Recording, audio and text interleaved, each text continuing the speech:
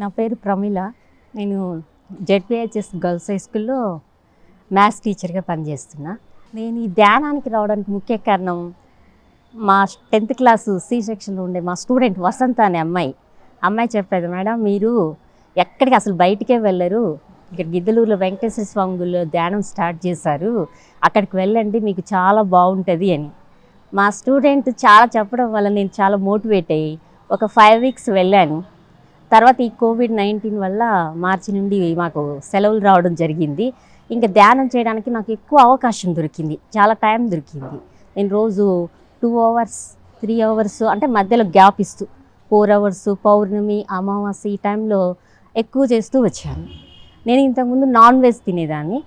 తర్వాత ఎప్పుడైతే అక్కడ గుళ్ళో వాళ్ళు చెప్పిన మాటలకు నేను నాన్ వెజ్ పూర్తిగా మానేసి ఫుల్ వెజిటేరియన్గా మారిపోయినా. రోజు చేస్తుంటే అయితే అప్పుడు నాకు ఎక్కువ గ్యాస్ట్రిక్ ప్రాబ్లం వచ్చేది.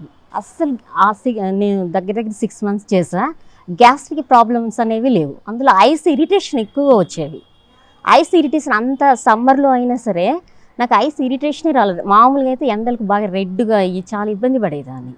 కానీ ఆ ధ్యానం వల్ల ఏమో నాకు ఐస్ చాలా బాగున్నాయి, మామూలుగా చల్లకాలంలో ఎలా ఉన్నాయో అలా ఉన్నాయి. కాబట్టి నాకు ధ్యానం చేయడం వల్ల చాలా రిజల్ట్ అయినాయి.